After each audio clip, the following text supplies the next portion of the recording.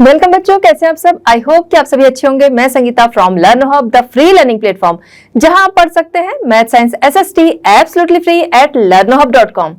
हमारी new series ICSE start हो रही है, जहां पर मैथ साइंस एसएसटी के सभी वीडियोस आपको मिलेंगे एब्सोल्युटली फ्री एट learnhub.com।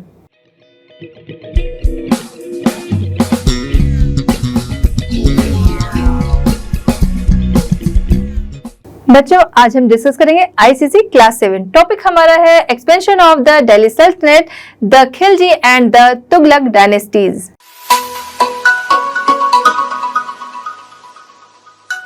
चलिए बच्चों, स्टार्ट करते हैं हमारा आज का चैप्टर काफी इंपॉर्टेंट है, इसलिए बिल्कुल एक एक चीज जो है बिल्कुल ध्यान से सुनिएगा और समझिएगा। देखिए, ये सारे जो चैप्टर्स है ना, वो इन क्वेश्चन जो है इनमें से कहीं से भी आ जाता है। अब जैसे हम लोग पढ़ेंगे यहाँ पर डायनेस्टीज पढ़ेंगे, कौन सी डायनेस्टी किसने खत्म कर दी, किसने शुरू की, कब तक चली, कौन कौन उसमें आया, किसने अपनी कैपिटल कहाँ की। मतलब ये कि एक एक चीज बिल्कुल ध्यान से आपको यहाँ पर सुनना है। ठीक है, स्टार्ट करते हैं। सबसे पहले टॉपिक्स क्या क्या है। टॉपिक्स में देखेंगे end of the Mamluk dynasty. Mamluk dynasty अगर आपको याद होगा, पिछले चैप्टर में हम लोगों ने डिस्कस किया था कि वहां पर मामलुक डायनेस्टी जो थी वो एक लंबे टाइम तक उनका शासन रहा। ठीक है, मामलुक डायनेस्टी जिसे कि स्लेव डायनेस्टी के नाम से भी जाना जाता था, जहां पर सभी जो थे वो गुलाम थे। जो फाउंडर था वो गुलाम था, उसके बाद जो वहां पर राजा बना वो भी गुलाम था, तो इसलिए इसको गुलाम वंश के नाम से भी जाना जाता था। ठीक है, तो ये तो खैर पुराना जो था वहां से हमारी ये शुरुआत हो रही है। ओके, तो end of the Mamluk dynasty. अब मामलुक डायनेस्टी जो है वो उसका अंत हो गया, उसके बाद कोई और डायनेस्टी है जो वो आएगी। ठीक है, किसके द्वारा आएगी, कब तक चलेगी, ये सारी चीजें हम डिस्कस करेंगे। आता है आपका Khilji dynasty, the Khilji dynasty. यहाँ पर खिलजी डायनेस्टी क्या है, इसका फाउंडर कौन था, कहाँ से आए थे। ठीक है, ये सारी चीजें हम लोग यहाँ पर डिस्कस करेंगे कि डायनेस्टी जो है कब तक चली, कौन कौन इस डायनेस्टी में जो रूलर बना, सब कुछ। ठीक है, इसके अलावा Tughlaq dynasty. The Tughlaq dynasty में भी यही चीजें आएंगी जो यहाँ पर हम लोग डिस्कस करेंगे। वही चीज कि किसी भी डायनेस्टी के बारे में हम अच्छे से जानेंगे कि कौन सी डायनेस्टी थी, किसके द्वारा रखी गई, कौन कौन रूल किया, कौन कौन वहां पर पॉलिसीज जो थी वो आई, ये सारी चीजें। फिर आती है आपकी the Syed and the Lodhi dynasty. ठीक है, तो इनके बारे में भी हम यहाँ पर डिस्कस करेंगे सेम इसी तरीके से। ठीक है, फिर आता है आपका comparative study of the Khiljis and the Tughlaqs. ठीक है, तो खिलजीज एंड तुगलक्स की कंपैरेटिव स्टडी जो है वो यहाँ पर हम करेंगे कि इन लोगों ने खिलजीज एंड तुगलक्स जो थे इनमें कंपेयर करेंगे कि किसकी कौन सी पॉलिसी थी, किसने कौन सी पॉलिसी लाई, वो कितनी इफेक्टिव रही, पॉजिटिव क्या था, नेगेटिव क्या था, ये सारी चीजें हम यहाँ पर डिस्कस करेंगे। चलिए बच्चों, स्टार्ट करते हैं हमारा आज का चैप्टर। सबसे पहला टॉपिक हमारा है end of the Mamluk dynasty. ठीक है, तो मामलुक डायनेस्टी का हमारे पिछले चैप्टर में एंड हुआ था, बस उसी से आगे की ये कहानी है, तो थोड़ा सा रिकैप जो है वो यहाँ से हम लोग ले लेते हैं। ठीक है, तो end of the Mamluk dynasty. Mamluk dynasty जो थी उसका एंड हो गया। मामलुक डायनेस्टी अगर आपको याद होगा किसके द्वारा शुरू गई थी, ये की गई थी कुतुबुद्दीन ऐबक के द्वारा। कब, 1206 में। ठीक है, तो वहां से शुरुआत होती है दिल्ली सल्तनत की। ठीक है, दिल्ली सल्तनत जो कि आपकी कब से कब तक रहती है 1206 सीई से। ठीक है, क्राइस्ट एरा। वैसे भी मेडिवल हिस्ट्री जो हमारी है वो क्राइस्ट एरा में ही आ जाती है। ठीक है, तो 1206 सीई से ये चलती है आपकी कब तक, दिल्ली सल्तनत 1526 सीई तक। ठीक है, यहां से यहां तक ये चलती है। इसमें कई डायनेस्टीज जो है वो आपको देखने को मिलती है। पहली जो थी वो आपकी मामलुक डायनेस्टी थी, जिसमें पहले कुतुबुद्दीन ऐबक जो थे वो 1206 में आए थे, और उसके बाद ये जो डायनेस्टी थी ये लास्ट में जो इनका योग्य शासक अगर कहा जाए तो वो कौन था, वो था गयासुद्दीन बलबन, जिसकी डेथ होती है 1286 सीई में। ठीक है, तो गयासुद्दीन बलबन की जब डेथ हो जाती है उसके बाद क्या होता है कि उसके सक्सेसर जो रहते हैं बहुत अच्छे नहीं होते हैं, जिसकी वजह से 4 साल जो है वो वैसे ऐसे ही लड़ाई झगड़े में बीतते हैं, और उसके बाद सत्ता आ जाती है एक अगली डायनेस्टी जिसका नाम होता है खिलजी डायनेस्टी। ओके, तो मामलुक डायनेस्टी एंड हो गया। इस समय में दिल्ली सल्तनत जो है वो अब किसके हाथ में आ जाती है, वहां की सत्ता वो आ जाती है खिलजी डायनेस्टी, और यहीं से हमारा चैप्टर जो है अब वो स्टार्ट होता है। आते हैं हमारे next topic, the Khilji dynasty. Khilji dynasty की बात करें, इसका फाउंडर कौन था, तो फाउंडर जलालुद्दीन खिलजी थे।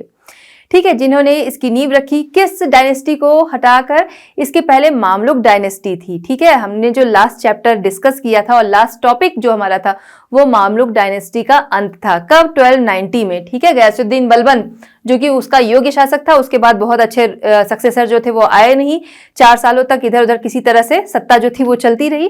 उसके बाद जलालुद्दीन खिलजी जिसने कि उनका अंत किया और खुद गद्दी पर बैठ गया। ठीक है, यहां तक समझ में आ गया? बिल्कुल क्लियर है चीजें, बिल्कुल सब चीज एक दूसरे से कनेक्ट है, इसलिए कोई कंफ्यूजन नहीं रखनी है। ओके, ठीक है। तो उसके बाद बात करते हैं जलालुद्दीन खिलजी किस तरीके का पर्सन थे। तो ये बड़े ही माइल्ड एंड पायस पर्सन थे, जिसका कि कह सकते हैं कि फायदा, जब कोई पर्सन जो मतलब इस तरीके के ये थे कि जो अपराध करता था उसे सिर्फ माफ ही नहीं करते थे। ठीक है, जो गलत काम करता था उसे माफ करने के अलावा उसके साथ बिहेवियर भी ये अच्छा रखते थे। अब किसी का बहुत अच्छा होना भी लोगों के लिए बुरा होता है। ठीक है, मतलब लोग उससे और ज्यादा बुरे होने लगते हैं। यही इसी चीज का फायदा यहाँ भी उठाया गया कि अगर ये अच्छे थे, लोगों के साथ ही उदारता का व्यवहार कर रहे थे, ठीक है, जेनरोसिटी, उदारता का व्यवहार कर रहे थे, तो लोगों ने उसका फायदा उठाया और इसकी वजह से वहां पर रिवोल्ट एंड लॉलेसनेस ये सारी चीजें बढ़ने लगी। और इनकी इसी जेनरोसिटी का फायदा उठाया इनके नेफ्यू अलाउद्दीन खिलजी। अलाउद्दीन खिलजी बहुत ही एम्बिशियस था, इतना एम्बिशियस था कि उसका सपना था पूरे दुनिया पर कब्जा करने का। ठीक है, तो उसने क्या किया, धोखे से जलालुद्दीन खिलजी को मार दिया और फिर सत्ता अपने हाथ में ले ली। अलाउद्दीन खिलजी बहुत ही चालाक था और जैसा कि अभी हम लोगों ने बात की बहुत एम्बिशियस था, इसीलिए उसने क्या किया, जलालुद्दीन खिलजी जो थे उनकी तो पहले हत्या कर दी। अब जाहिर सी बात है कि अब गद्दी पे बैठने का नंबर आएगा, जो उनके सक्सेसर होंगे, जो उनके उत्तराधिकारी होंगे, उनके लिए उसने क्या इंतजाम किया कि जो नोबेल्स थे, नोबेल्स जो कि अमीर लोग जो कोर्ट में बैठते हैं ना, उनको उसने अपनी तरफ किया। कैसे किया? उनको महंगे महंगे गिफ्ट्स वगैरह देके, गिफ्ट्स में गोल्ड, सिल्वर, ज्वेलरी, लैंड, हर चीज आती है, तो उनको तरह तरह की चीजें जो है वो देकर लालच दिया और अपनी तरफ कर लिया। जब वो लोग उसके सपोर्ट में हो गए तो उसने क्या किया कि एक तो जलालुद्दीन खिलजी की हत्या की और साथ ही साथ जो उनके सन एंड ग्रैंड सन थे उन सबको या तो उसने मरवा दिया या उनकी आंखें जो थी वो खराब करवा दी, मतलब उन्हें अंधा करा दिया। तो यानी अब गद्दी पर कौन बैठेगा, तो इस तरह से जो कह सकते हैं थ्रोन के बीच में आने वाले जो भी ऑब्स्टेकल्स थे, जो भी बाधाएं थी, ठीक है, उसे उसने रिमूव किया और फिर गद्दी पर खुद बैठ गया। ठीक है, ये पहला टाइम था जब कोई टर्किश रूलर जो था वो इंडिया में अपने एम्पायर को स्टेबल कर रहा था। ठीक है, फर्स्ट चांस था। इसने क्या किया, अपने साम्राज्य को, इसका क्या सपना था, इसका सपना यही था ना, एम्बिशियस था कि वर्ल्ड, पूरे दुनिया पे ये अपना साम्राज्य फैलाना चाहता था। तो शुरुआत तो इंडिया में है तो इंडिया से ही करेगा। ठीक है, तो उसने क्या किया कि जैसे अगर आप देखो इंडिया का आप मैप अगर देखते हो, ठीक है, अभी ये तो पाकिस्तान वाला पोर्शन इसी में जोड़ देना, लेकिन फिर भी तो इसने क्या किया, जो विंध्य पर्वत है, विंध्य पर्वत से लेकर डेक्कन तक का, ठीक है, पूरे उसमें अपना एम्पायर इसने फैला दिया। ठीक है, तो during his reign the boundaries of the Delhi Sultanate extend beyond the Vindhyas to Deccan. ठीक है, तो विंध्यास से डेक्कन तक इसने अपनी जो बाउंड्रीज थी वो एक्सटेंड कर ली। अब देखते हैं कॉन्क्वेस्ट की बात करें तो अलाउद्दीन खिलजी वैसे ही विश्व में अपना साम्राज्य जो है स्थापित करने का सपना देखता था, तो उसने शुरुआत की।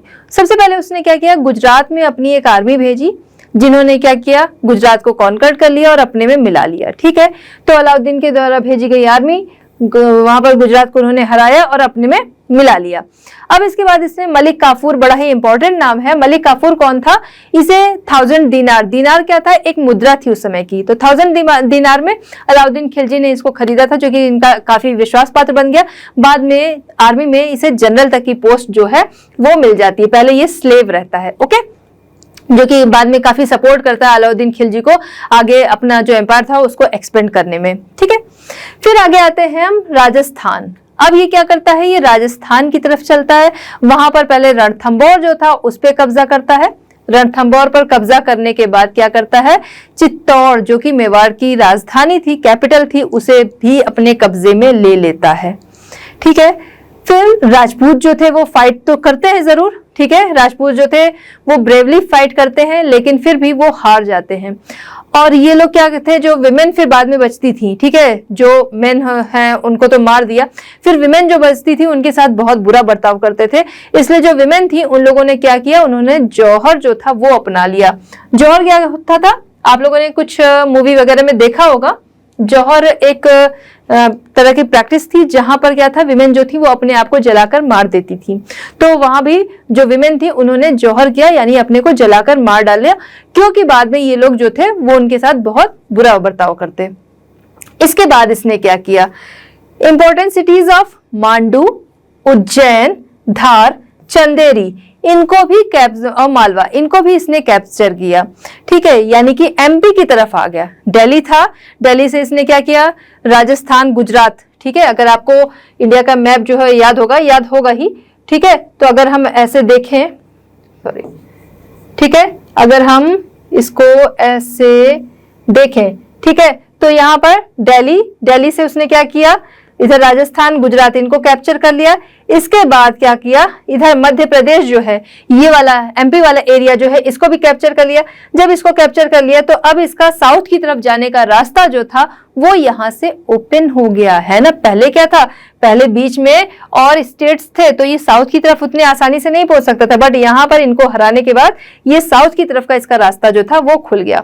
1305, ठीक है, 1305 में क्या है, अलाउद्दीन जो था वो क्या करता है कि इस तरह से कैप्चर करते हुए पूरे नदर्न इंडिया का ये क्या बन जाता है, रूलर बन जाता है, यानी पूरे नदर्न इंडिया को ये अपने कब्जे में ले लेता है। ठीक है, the conquest of Malwa open the door of the south. यही चीज जो अभी हम लोगों ने बात की कि मालवा को जब कॉन्क्वेस्ट करता है तो साउथ के लिए इसके डोर जो है वो कॉन्क्वेस्ट करने के खुल जाते हैं। अब बात करते हैं द डेक्कन। डेक्कन हम लोगों ने अभी बात की ना कि मालवा जब उसने जीत लिया, वहां से रास्ता खुल गया साउथ की तरफ जाने का, तो उसने अपनी आर्मी भेजी डेक्कन की तरफ। अगर बात की जाए, अलाउद्दीन खिलजी जो था वो पहला टर्किश रूलर था जिसने कि साउथ की तरफ या फिर डेक्कन की तरफ अपनी सेना को भेजा। ठीक है, फर्स्ट टर्किश रूलर जिसने कि अपनी आर्मी को डेक्कन की तरफ भेजा था। डेक्कन कैंपेन जो था, ठीक है, अब उधर भेजा तो पहले क्या था, विंध्य की तरफ से, नॉर्थ की तरफ से साउथ की तरफ जाना काफी मुश्किल था लोगों के लिए, लेकिन इसने जब आर्मी भेजा तो उन्हें जाना ही पड़ा। ठीक है, तो डेक्कन कैंपेन जो था उसके लिए उसको नेतृत्व जो उसका था, लीडरशिप जो थी वो किसको सौंपी इसने, मलिक काफूर। अभी हम लोगों ने बात की थी ना, मलिक काफूर जिसको इसने 1000 दिनार में खरीदा था। ठीक है, इसका इन्फ्लुएंस उस पर बहुत ज्यादा था, मलिक काफूर का इन्फ्लुएंस अलाउद्दीन खिलजी पे बहुत ज्यादा था, इसीलिए इसको उसने भेजा। अब मलिक काफूर जो है वो अपनी आर्मी के साथ गया और उसने भी अपना जो रूलर थे उनको कह सकते हैं बिल्कुल भी नाराज नहीं किया। वहां जाकर उसने देवागिरी, वारंगल और साथ ही साथ द्वार समुद्रा जो था उसको इसने जीत लिया। इसके अलावा मदुरई साउथ की तरफ बढ़ता गया, मदुरई जो था उसको भी इसने जीता। ठीक है, मदुरई पे अटैक किया, साथ ही साथ मदुरई को लूटा। ठीक है, जाहिर सी बात है जहां जहां ये लोग अटैक करते थे उसको लूटते भी थे, है ना। अटैक करेंगे, अपना जो एक्सपेंड तो करेंगे या नहीं करेंगे, बट लूटना जो था वो इनका मेन एम होता था, है ना। तो वहां पर जाकर इसने मदुरई को भी अटैक किया, उसको लूटा। उसके बाद अलाउद्दीन जो था वो फर्स्ट टर्किश रूलर था जिसने कि अपना इन्फ्लुएंस यानी विंध्यास की तरफ से आया था, तो विंध्यास का इन्फ्लुएंस जो था वो साउथ की तरफ जिसने पहुंचाया। ठीक है, it increased his immense power, wealth and Prestige. अब क्या था, उसने क्या किया, अलग अलग लोगों को हराया, अलग अलग जो स्टेट्स थे या प्रोविंसेस थी उन पे इसने अटैक किया, उनको लूटा, जिसकी वजह से क्या था कि उसकी पावर बढ़ी। जाहिर सी बात है बाकी सब लोग जो हैं, ठीक है, उनको हराते जा रहा है, इसकी पावर बढ़ती जा रही थी। इसके अलावा वेल्थ बढ़ी, सबको लूटता जा रहा है तो वेल्थ बढ़ती जा रही थी। इसके अलावा प्रेस्टीज बढ़ी, क्योंकि भाई बाकी रूलर जो हैं, बाकी लोग जो हैं वो अब क्या हुए, इससे सप्रेस होने लगे, इससे दबने लगे कि भाई ये तो है सब पे अटैक करता चला जा रहा है ना। तो यहां से इन जीत ने इसकी प्रेस्टीज को भी काफी बढ़ाया। चलिए बात करते हैं डेक्कन पॉलिसी। डेक्कन पॉलिसी क्या थी, देखिए इस पे क्वेश्चन भी बनता है कि डेक्कन पॉलिसी क्या थी। तो डेक्कन पॉलिसी जो थी वो ये थी कि देखिए अलाउद्दीन खिलजी जो था उसने क्या किया कि पहले तो उसने डेक्कन को जीत लिया। ठीक है, डेक्कन को जीत लिया, बट उसका एम क्या था, उसका एम केवल मतलब उसको जीत तो लिया बट उसे ऑक्यूपाई नहीं किया। उसका एम जो था वो था ज्यादा से ज्यादा धन कमाना। ठीक है, पहला तो उसने जब अटैक किया तो बहुत ज्यादा उसे लूट लिया। उसके बाद उसने क्या किया, आइए समझते हैं। Alauddin won the Deccan but did not occupy it. ठीक है, ये चीज बिल्कुल ध्यान से समझिएगा कि उसने उसको जीता लेकिन ऑक्यूपाई नहीं किया। क्यों, क्योंकि अगर आप ये देखो, ठीक है, ठीक है, अब वो क्या करेगा, वो यहाँ से बैठ के साउथ की तरफ जो है शासन करना मुश्किल होगा, है ना। तो इसके लिए उसने क्या किया, बेटर ये होगा ज्यादा से ज्यादा मनी है वो पाई जाए, ज्यादा से ज्यादा वेल्थ जो है वो कमाई जाए। तो इसके लिए इसने पहले तो लूटा उन्हें, उसके अलावा वहां के जो रूलर्स थे, ठीक है, कौन थे, जो साउथ के रूलर्स थे, डेक्कन के जो रूलर्स थे, उनके सामने उसने शर्त रखी। पहला तो वो कि एक्सेप्ट करें वो उसे कि वो क्या है, वो सबसे ज्यादा पावरफुल है, वो करना ही पड़ेगा भाई, उसने हरा दिया तो वो एक्सेप्ट करेंगे ही कि वो पावरफुल है।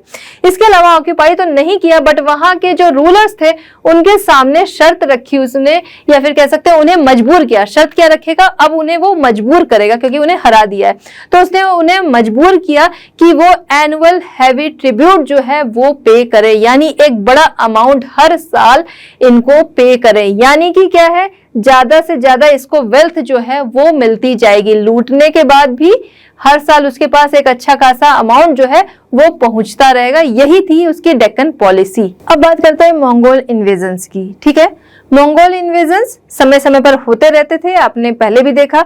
तो ये लोग आते थे, अटैक करते थे, लूटते थे और चले जाते थे। तो अलाउद्दीन के टाइम में भी ये लोग आए, जब उसके शुरुआती साल थे, लगभग 5 बार उन्होंने अटैक किया, लेकिन उनके सारे अटैक अलाउद्दीन ने फेल कर दिए, ठीक है। इसके अलावा उसको ये था कि ये लोग तो बार बार अटैक करते हैं, है ना, तो जब बार बार अटैक करते हैं तो इसके लिए कुछ ना कुछ स्टेप्स लेने होंगे। क्या स्टेप इसने लिए, आइए देखते हैं, ठीक है। तो 5 टाइम अटैक्स हुए, अलाउद्दीन ने उसके लिए स्टेप्स लिए, किसके लिए, एम्पायर को बचाने के लिए, किससे, मंगोल इन्वेजन से, मंगोल के आक्रमण से बचाने के लिए। तो जिस रास्ते से मंगोल्स आते थे ना, ठीक है, तो उसने क्या किया, उन रास्तों को पहले तो वहां के जो फोर्ट थे उनकी मरम्मत कराई, रिपेयर कराया, ठीक है। फोर्ट्स को उसने क्या किया, रिपेयर करवाया, और उन जगहों पे तैनात किया किसे, जो कि इसके सबसे स्ट्रॉन्ग सेनापति थे, उन लोगों को, स्ट्रॉन्ग जनरल थे, उन लोगों को इसने वहां पर तैनात किया कि अगर मंगोल अटैक होगा भी तो यही लोग पहले उसे हरा देंगे, ठीक है। तो ये काम किया उसने। दूसरा क्या किया, अपनी आर्मी को दोबारा से उसने ऑर्गेनाइज किया और उसे मजबूती दी, ठीक है।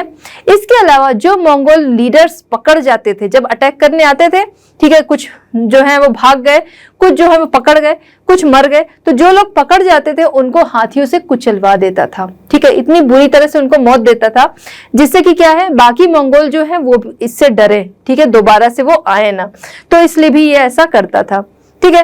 इसके अलावा जलालुद्दीन खिलजी के टाइम में क्या होता था कि जलालुद्दीन खिलजी के टाइम में ऐसा हुआ था कि कुछ मंगोल्स जो थे वो यहाँ पर आए और फिर वो इस्लाम में कन्वर्ट हो गए और यहीं पर रहने लगे। बट इसको तो उनके ऊपर भरोसा था नहीं, जरूर कन्वर्ट हो गए, जरूर यहीं रह रहे हो, लेकिन भरोसा था नहीं, इसलिए इसने क्या किया कि उन लोगों को भी बहुत बुरी तरह से मरवा दिया, ठीक है, मैसेकर, नरसंहार, बुरी तरह से उनको भी मरवा दिया, जिससे कि आगे कोई आवाज उठाने वाला भी ना हो। चलिए, इसके अलावा समय समय पर जो रिलेटिव्स होते थे, ठीक है, जो वायसराय होते थे, जो नोबेल्स होते थे, वो रिवॉल्ट करते रहते थे। अब उनकी भी पावर को सप्रेस करने के लिए इसने स्टेप्स उठाए कि कुछ ना कुछ ये लोग जो है वो साजिशें जो है वो रचते रहेंगे, ठीक है। तो उसके लिए इसने क्या स्टेप लिए उसकी हम लोग बात करते हैं, ठीक है। तो बहुत सारे यहाँ पर स्टेप लिए गए। पहला यह था कि जो भी नोबेल्स थे वो इंटरमैरी नहीं कर सकते थे, यानी आपस में वैवाहिक संबंध वो नहीं रख सकते थे विदाउट सुल्तान की परमिशन, ठीक है। जब तक वो सुल्तान से परमिशन नहीं लेते आपस में वो वैवाहिक संबंध नहीं रख सकते थे, यानी कि एक दूसरे की फैमिली में वो शादी नहीं कर सकते थे। इसके अलावा उसने पूरी तरह से रोक लगा दी कि ये लोग कभी भी कहीं पे जैसे मिल लिया करते थे, बातचीत कर लिए, तो वो कहीं भी मीटिंग नहीं कर सकते थे, कहीं साथ में आ जा नहीं सकते थे विदाउट सुल्तान परमिशन, ठीक है। तो इसने ये चीज किया कि नॉट अलाउड टू इंटरमैरी, ठीक है। उसके अलावा कोई पार्टी वगैरह आप जो है वो ऑर्गेनाइज नहीं कर सकते हैं बिना सुल्तान की परमिशन के। अब इससे क्या है, जब वो आपस में नहीं मिल पाएंगे तो जाहिर सी बात है तब व्हाट्सएप और मोबाइल और फोन कॉल मैसेजेस ये तो होते नहीं थे, ईमेल वगैरह। तो क्या था कि वो लोग आपस में सुल्तान के खिलाफ साजिश भी नहीं रच सकेंगे, ठीक है। इसलिए उसने ऐसे स्टेप्स जो थे वो उठाए कि वो आपस में शादी भी नहीं करेंगे, वो मिले जुलेंगे भी नहीं, तो साजिश जो है वो नहीं रच सकेंगे। इसके अलावा उसने अपना एक खुफिया तंत्र जो था, ठीक है, स्पाइस सिस्टम जो था वो भी आगे डेवलप किया।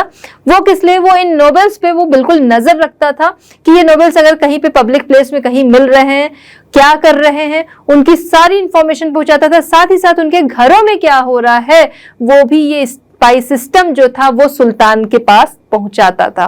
ठीक है, तो इस तरीके से उसने मतलब जैसे जैसे सोचा कि स्ट्रॉन्ग कर सके अपनी सत्ता को, वो करने की कोशिश कर रहा था।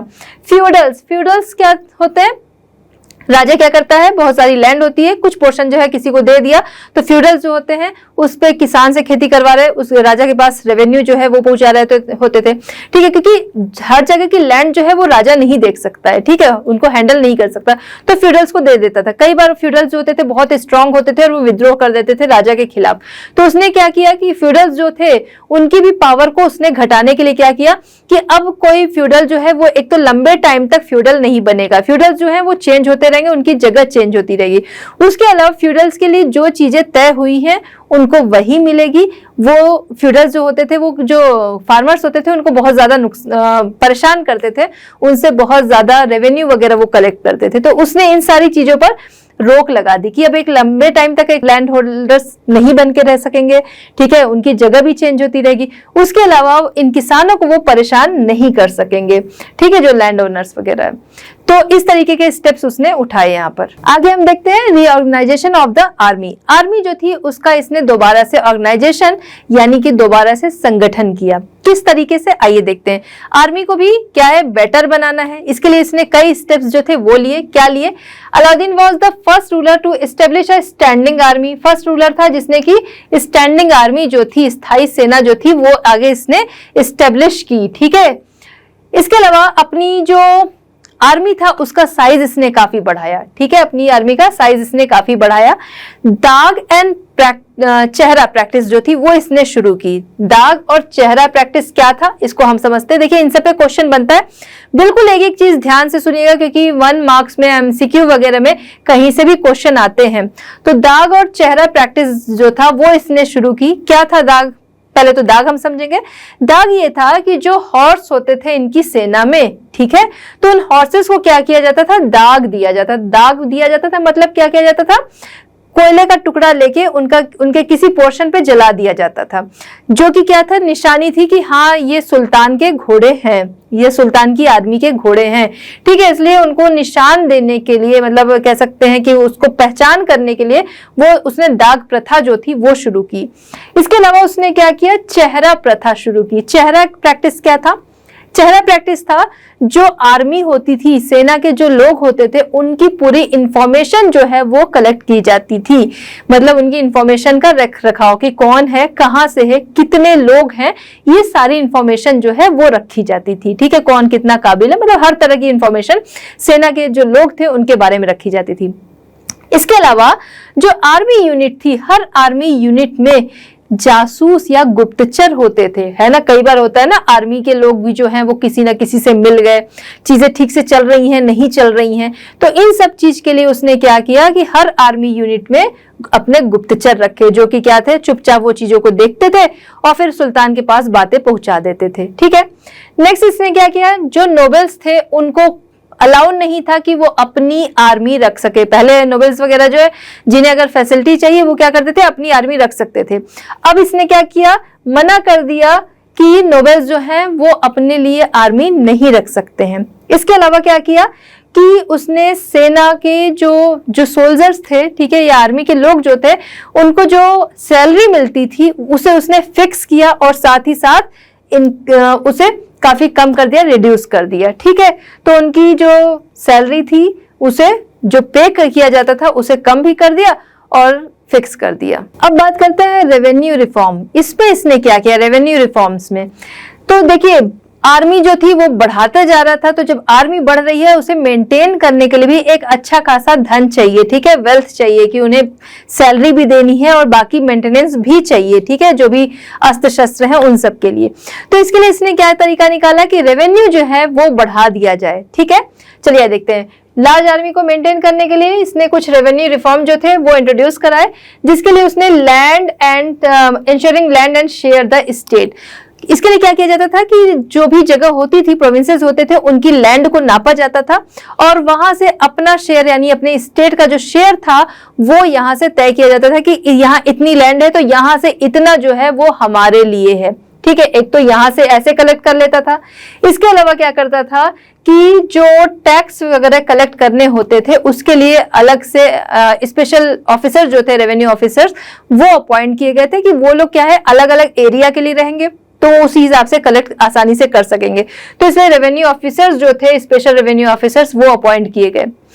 नेक्स्ट क्या था, crop tax increase from 1/3 to 1/2।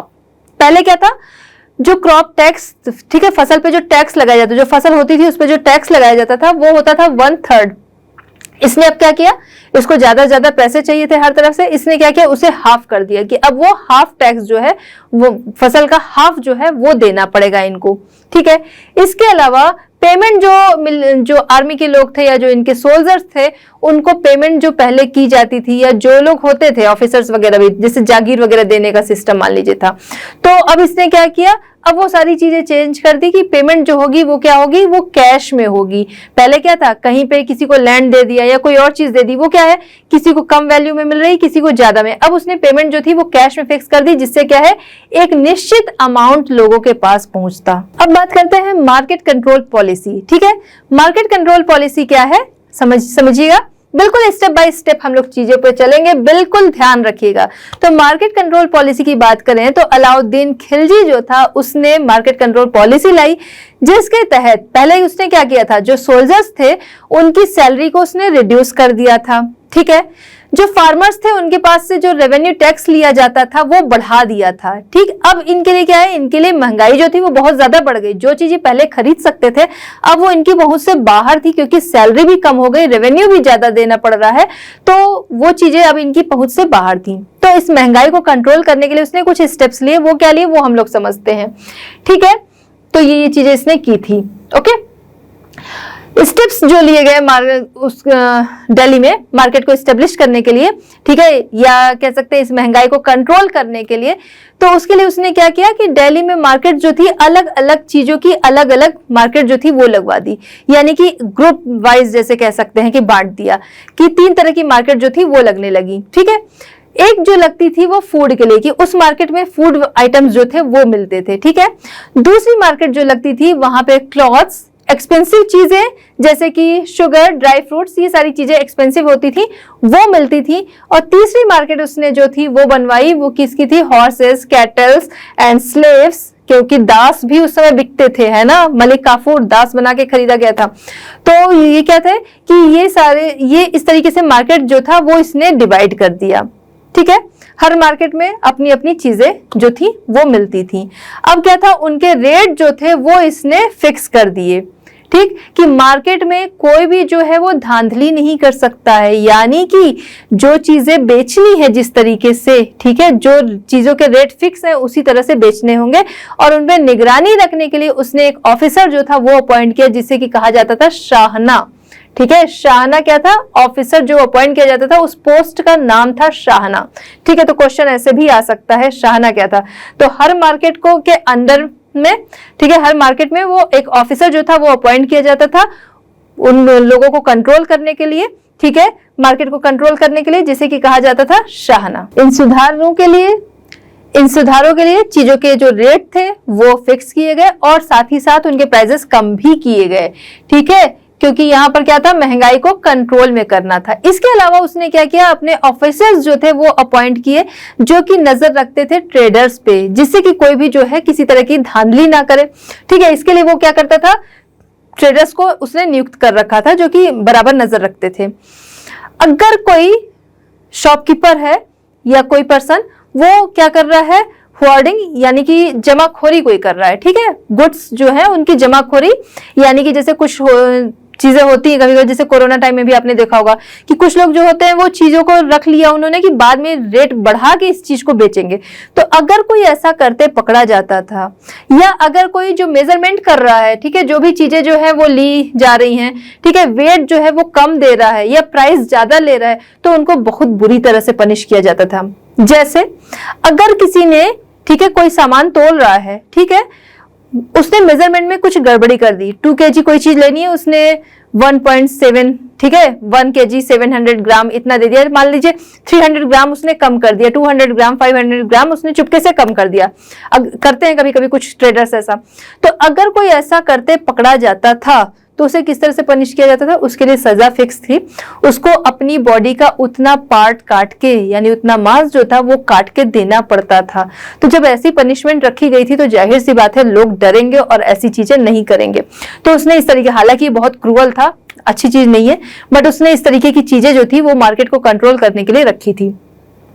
Establishment of state godowns and storage of grains, ठीक है, तो उसने गोडाउन्स जो थे वो स्टेबल कर रखे थे एंड उसमें ग्रेन्स जो था वो इसका स्टॉक रखता था, जिससे कि जब कभी जो खाद्यान्न है उसकी कमी हो, ठीक है, जब कभी फूड की या फिर जो अनाज है उसकी कमी हो तो वो यहाँ से निकाला जाए, इसलिए उसने ऐसा स्टोर जो था वो भी बनवा रखा था। अब बात करते हैं आर्ट एंड लर्निंग, ठीक है, तो अलाउद्दीन खिलजी जो था वो संरक्षक था कला का, ठीक है। अमीर खुसरो जो काफी जाने माने हैं, ये दरबारी थे अलाउद्दीन खिलजी के ही, ठीक है। इसके अलावा इसका बहुत ज्यादा इंटरेस्ट था किसमें? आर्किटेक्चर वगैरह में, जिसकी वजह से मॉन्यूमेंट्स वगैरह इनके टाइम में काफी बनाए गए थे, ठीक है। अलाई दरवाजा कुतुब के एंट्रेंस के लिए बना था, जो कि काफी फेमस है और माना जाता है कि अलाउद्दीन खिलजी के द्वारा बनवाई गई चीजों में बहुत ही खूबसूरत है अलाई दरवाजा, ठीक है। कहाँ है? कुतुब मीनार, जो कुतुब मीनार जो कि किसने बनवाई थी? कुतुबुद्दीन ऐबक ने बनवाई थी, तो उसके कॉम्प्लेक्स में ये बना हुआ है। इसके अलावा यहीं पर उसने क्या किया था? मदरसा जो था वो भी बनवाया था, कहां पर? कुतुब कॉम्प्लेक्स में। इसके अलावा कई पैलेसेस एंड मॉस्क, जो यानी कि मस्जिद जो था उसका भी कंस्ट्रक्शन करवाया था। इसके अलावा सिरी फोर्ट जो कि दिल्ली में ही है उसे बनवाया था, और 1000 पिलर का पैलेस है, ठीक है, 1000 पिलर पे बना हुआ पैलेस जो कि काफी फेमस है, उसको भी अलाउद्दीन खिलजी के द्वारा बनवाया गया था। तो हमने इस तरह से देखे अलाउद्दीन खिलजी ने क्या क्या काम किए, किस तरीके से किए। फिर उसके बाद 1316 में अलाउद्दीन खिलजी जो था उसकी डेथ हो जाती है, ठीक है। अलाउद्दीन खिलजी की डेथ के बाद अब गद्दी खाली हो गई, गद्दी पे कौन बैठेगा? उसके सक्सेसर थे, बट वो उतने काबिल नहीं थे, तो 4 साल तक तो किसी तरह से काम पड़ा। उसके बाद लास्ट जो खिलजी डायनेस्टी का रूलर था उसे 1320 में मार दिया गया, ठीक है। 1320 में जो लास्ट रूलर था उसको मार दिया गया। अब यहाँ पर सिंहासन जो था वो फिर से खाली है। The Tughlaq dynasty, Khilji dynasty 1320 में उसका अंत हो जाता है, ठीक है। इसके बाद अंत करने वाला कौन था? वो था गयासुद्दीन तुगलक, जिसने कि इस डायनेस्टी का अंत किया, ठीक है। किस समय? 1320 में, ठीक है। जो लास्ट खिलजी रूलर था उसको मारकर गद्दी पर बैठता है गयासुद्दीन तुगलक, और यहीं से नई डायनेस्टी आती है तुगलक डायनेस्टी, जो कि 14th सेंचुरी में इंडिया के ग्रेट पार्ट पर रूल करती है। अब बात करते हैं गयासुद्दीन तुगलक। गयासुद्दीन तुगलक जो 1320 से रूलर बन जाते हैं, ठीक है। यहाँ से तुगलक डायनेस्टी के फाउंडर रहते हैं, ठीक। आगे ये शासन करते हैं। ये काफी कैपेबल थे, ठीक है, एक मिलिट्री कमांडर कह सकते हैं वो भी थे, और एफिशिएंट एडमिनिस्ट्रेटिव थे, ठीक है। उसके अलावा अगर देखा जाए तो इन्होंने कई रिफॉर्म्स जो थे, कई सुधार किए, किसके लिए? पब्लिक वेलफेयर के लिए, ठीक है। पब्लिक के वेलफेयर के लिए इन्होंने कई सुधार किए। इसके अलावा जो दूर की प्रोविंसेस थी, अगर कोई रेबल कर रहा है, ठीक है, तो उनके रेबल को भी बाकायदा ये सप्रेस करना जानते थे, ठीक है, यानी कि लोगों के रेबल को ये बाकायदा दबा दिया करते थे, ठीक। इन्होंने क्या किया? रिस्टोर किया peace and stability in Delhi Sultanate, ठीक है, वहां पर शांति जो थी वो इन्होंने की, ठीक। इसके अलावा आफ्टर हिज डेथ, उनकी डेथ के बाद कौन गद्दी पर बैठा? उनका बेटा जौना खान, ठीक है। जैसा कि होता है कि किसी की डेथ के बाद उनका बेटा जो है वो गद्दी पर बैठता है, इनकी डेथ के बाद इनका बेटा गद्दी पर बैठा। अब कहा यह भी जाता है कि इनकी डेथ जो थी वो नॉर्मल नहीं थी, गद्दी पर बैठने के लिए यानी रूलर बनने के लिए जौना खान ने ही इनकी हत्या कर दी थी, या फिर इन्हें किसी तरह से मरवा दिया था, ठीक है। इसके अलावा जो जौना खान था, ठीक है, उसने नाम जौना खान था, लेकिन बाद में यही जाना जाता है मोहम्मद बिन तुगलक के नाम से, और इसके अंडर में फिर शासन आ जाता है। चलिए अब मोहम्मद बिन तुगलक के बारे में हम लोग बात करते हैं। तो मोहम्मद बिन तुगलक जो था ना, वो बहुत ही ज्यादा अकम्पॉलिश्ड स्कॉलर था अपने टाइम का, बहुत ज्यादा पढ़ा लिखा था, बहुत बुद्धिमान था, ठीक है। देखा जाए तो उस मास्टर था वो किसमें, लॉजिक में, तर्क में, mathematics, philosophy, astronomy, science, physics, इन सभी में वो मास्टर था, यानी इन सब चीजों का वो ज्ञाता था। ठीक है, इन सब में उसको महारत हासिल थी। इसके अलावा वो लवर था किसका, पसंद करता था Persian literature, poetry, calligraphy, fine arts और म्यूजिक। मतलब ये सारी चीजें जो थी, अब पसंद था तो जाहिर सी बात है कि वो चीजें उसको आती भी थी, है ना, काफी हद तक। एक होता है कि उसमें बिल्कुल मास्टर भले ना हो, बट वो चीजें आती हैं, तो इतना सारा ज्ञान उसके पास था, इतनी सारी क्वालिटीज थी। लेकिन फिर भी कुछ जो हिस्टोरियन है वो इसके कैरेक्टर को लेके उनमें कॉन्फ्लिक्ट है। क्यों है, क्वेश्चन यहाँ पर बनता है, इसलिए बिल्कुल ध्यान दीजिएगा कि जो मोहम्मद बिन तुगलक था, तो इतनी सारी खूबियां होने के बाद भी, ठीक है, जो इतिहासकार हैं हमारे, उनके बीच में कॉन्फ्लिक्ट क्यों है, उसके आंसर अभी में आगे मिलते जाएंगे, लेकिन यहाँ पर क्वेश्चन आपका बन रहा है, इसलिए ध्यान रखना है। ठीक है, he was a diligent ruler and carried out many projects. ठीक है, उसने कई प्रोजेक्ट, तरह तरह के प्रोजेक्ट्स जो थे दिमाग से सोच के, मतलब उस टाइम में उसकी सोच जो थी काफी डेवलप थी, तो उसको सोच के उसने, मतलब अपनी सोच के अकॉर्डिंग उसने कई प्रोजेक्ट थे, नए नए प्रोजेक्ट वो उसने शुरू की। अब उसको क्यों माना जाता है, कॉन्फ्लिक्ट लोगों के बीच में क्यों है, लोग जो है, कुछ लोग उसको बुद्धिमान मूर्ख कहते हैं, ठीक है, या कह सकते हैं एक तरह से जैसे कुछ लोगों को कहते हैं ना सनकी, उसको नए नए आइडियाज आते थे, नए नए थॉट्स आते थे। देखा जाए तो वो सही थे अगर वो सही तरीके से इंप्लीमेंट हो जाते, बट वो सारे फेल हो जाते थे, इस वजह से लोग इसे बुद्धिमान मूर्ख के नाम से जानते हैं। ठीक है, और इसीलिए लोगों के बीच में कॉन्फ्लिक्ट थे। इसका आंसर अभी आगे और अच्छे से मिलता जाएगा। चलिए तो देखते हैं कौन से ऐसे फैक्ट्स थे जिसकी वजह से जो हिस्टोरियन है उनके बीच में कॉन्फ्लिक्ट है, कि कोई इसे बुद्धिमान समझता है और कोई इसे बुद्धिमान मूर्ख समझता है। ठीक है, सबसे पहले आता है टैक्सेशन इन दोआब। ठीक है, बहुत इंपॉर्टेंट टॉपिक है, इसलिए बिल्कुल ध्यान से समझिएगा। सबसे पहले दोआब समझ लेते हैं कि क्या है। दोआब में टैक्स लगाना, यहाँ पर ये हो गया। ठीक है, दोआब के जो एरिया था उसमें इसने टैक्स लगाया था। दोआब क्या होता है, दो रिवर के बीच की जो लैंड होती है उसे दोआब कहते हैं। ठीक है, दो रिवर ये जा रही हैं, ठीक है, इनके बीच की जो ये लैंड है इसे दोआब कहा जाता है। ठीक है, तो मोहम्मद बिन तुगलक जो था वो ये समझ चुका था कि इंपॉर्टेंट है क्या, एक रूलर की, ठीक है, एक रूलर की पोजीशन को स्ट्रांग करने के लिए आर्मी स्ट्रांग होनी चाहिए। ये उसको बड़े अच्छे से समझ में आ गया था। अब आर्मी स्ट्रांग करनी है जिसके लिए एक अच्छा खासा अमाउंट भी चाहिए। अब वो कहां से आएगा, इसके लिए उसने क्या किया, रेवेन्यूज जो थे वो बढ़ा दिए। ठीक है, तो strengthen the end secure the position of ruler, उसके लिए क्या जरूरी है, स्ट्रांग आर्मी, जिसके लिए उसने क्या किया, एडिशनल रेवेन्यू जो था उसकी जरूरत इसको पड़ी।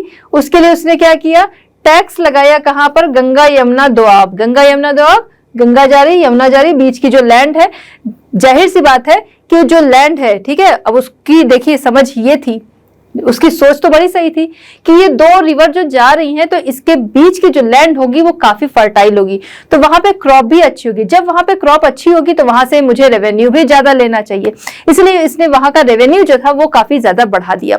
जब इसने वहां का रेवेन्यू बढ़ा दिया जिसकी वजह से लोग जो थे वो बहुत नाराज हो गए। क्यों नाराज हुए ये भी तो समझिए। नाराज इसलिए, एक तो रेवेन्यू बढ़ा जो बढ़ा, लेकिन इसके अलावा क्या हुआ, जब उसने यहाँ पर टैक्स जो था वो बढ़ा दिया, ठीक है, उसी दौरान क्या हुआ कि यहाँ पर सूखा पड़ा हुआ था। उसको कह सकते हैं इसके बारे में पता नहीं था कि इस समय यहाँ पर सूखा पड़ा था। उसने यहाँ पर टैक्स जो थे वो बढ़ा दिए। टैक्स बढ़ाने की वजह से लोग जो थे वो बहुत ज्यादा नाराज हो गए। ठीक है, ड्रॉट था, सूखा था, तो लोग जो थे वो नाराज हुए और फार्मर्स, क्योंकि जबरदस्ती उनसे टैक्स जो था वो वसूला जा रहा था, बहुत बुरी तरह उनको मार पीट के, परेशान करके, जैसे भी हो, क्योंकि वो टैक्स तो दे नहीं पा रहे थे, उनके पास था नहीं कि वो रेवेन्यू जो है वो पे करें, तो क्योंकि सूखा खुद ही पड़ चुका था, अपने खर्चे ही चलाने मुश्किल थे, तो वो लोग क्या किए, वो लोग वहां से भाग गए जंगलों की तरफ। ठीक है, इसके बाद क्या होता है कि फार्मर्स तो भाग गए, लोग जो थे टैक्स पे नहीं कर पा रहे थे। फिर इसको रियलाइज होता है कि जो इसने स्टेप लिया ये गलत था, क्योंकि यहाँ पर सूखा पड़ा हुआ था, तो इस वजह से लोग कैसे टैक्स दें। तो इसके लिए इसने क्या किया, कुछ सुधार किए। इसने ये सुधार किया कि लोगों को जो है वो मैं ऋण दूंगा, ठीक है, लोन दूंगा, ठीक है, तो लोगों को मैं लोन दूंगा जिससे वो खेती कर सकेंगे। दूसरा इसने ये किया कि इरिगेशन सिस्टम जो थे वो भी सुधार कर देंगे। लेकिन क्या चीज था, रेवेन्यू तो पहले लगा चुके थे ना, तो अब काफी देर हो चुकी थी, लोग जो थे उन जगहों को छोड़ के भी भाग चुके थे और नाराज भी हो चुके थे। जरूर वो फैसिलिटी अब आ रही थी बट वो उनके काम की नहीं थी। चलिए, तो जो हिस्टोरियन में कॉन्फ्लिक्ट्स है उसका नेक्स्ट रीजन ये था ट्रांसफर ऑफ द कैपिटल। उसने क्या किया, इतने टाइम से जो लोग दिल्ली को कैपिटल बना रखे थे उसने अपनी कैपिटल ही ट्रांसफर कर दी। ठीक है, इस वजह से भी उसके इस डिसीजन को भी लोग जो है वो गलत मानते हैं। ठीक, इस वजह से कहते हैं। तो the next step taken transfer of capital. अगला पहला स्टेप उसने क्या लिया था, टैक्सेशन ऑफ द। ठीक है, इसके अलावा ये क्या उसने किया कि ट्रांसफर ऑफ कैपिटल। कैपिटल जो है वो उसने सोचा कि दिल्ली से हम लोग शिफ्ट कर देते हैं दूसरी जगह। कौन सी जगह, देवागिरी। देवागिरी क्या था, दौलताबाद जिसे आज के नाम में हम लोग जानते हैं। ठीक है, वहां पर उसने अपनी कैपिटल जो थी वो दिल्ली से उस जगह पर शिफ्ट कर दी। अब उसमें हुआ क्या कि इसके दो मेन रीजन थे, उसने अपनी कैपिटल जो थी वो उस जगह पर शिफ्ट क्यों की। पहली चीज, दौलताबाद जो आज के टाइम में महाराष्ट्र औरंगाबाद में है। ठीक है, औरंगाबाद महाराष्ट्र की पोजीशन तो आप जानते हैं कहाँ पे। तो उसने जो ये शिफ्ट किया, एक तो इसलिए कि देवागिरी की जो पोजीशन है वो सेंटर में पड़ती है। ठीक है, सेंट्रल पोजीशन उसकी है, इसलिए उसने इस जगह पर शिफ्ट किया। ठीक, दूसरा ये था मंगोल इन्वेजन जो है वो क्या होते हैं, वो वेस्ट की तरफ से आते थे। ठीक है, नॉर्थ वेस्ट की तरफ से वो आते थे और फिर दिल्ली की तरफ अटैक करते थे। तो उसको ये लगा कि जब हम क्या करेंगे, अपनी कैपिटल को इस जगह पे शिफ्ट कर देंगे तो मंगोल इन्वेजन से बच सकेंगे। तो ये दोनों फैक्ट जो थे उसने सोचे तो अपने दिमाग से सही थे। तो ये दोनों फैक्ट को समझते हुए उसने क्या किया, अपनी कैपिटल जो था वो शिफ्ट कर दी दिल्ली से दौलताबाद। ठीक है, अब उसके ही टाइम के इब्न बतूता जो थे, ठीक है, आप लोग नाम सुने होंगे। तो हिस्टोरियन इब्न बतूता जो थे उनका कहना है या उन्होंने ऐसा लिखा है कि जब शिफ्ट करनी थी कैपिटल तो उस टाइम में जो ऑफिसर्स थे, ठीक है, उनको साथ में लेना था या दरबारी जो थे वो साथ में लेना था, उनको साथ में लेके जाना था। बट इसने क्या किया, पूरे की पूरी यानी कि जो पब्लिक थी, पूरी पॉपुलेशन जो थी सबको साथ में लेके चला गया। एक होता है ना, जाके पहले शिफ्ट हो, कुछ टाइम वहां बिताओ, उसके बाद और लोगों को बुलाओ।